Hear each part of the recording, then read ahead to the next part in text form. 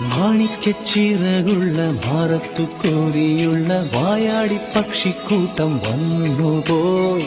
കാടൊന്നു കാണാനായി കൂടൊന്നു കൂട്ടാനായി ആകാശപ്പുഴ നീവി കുതിച്ചുപോയി.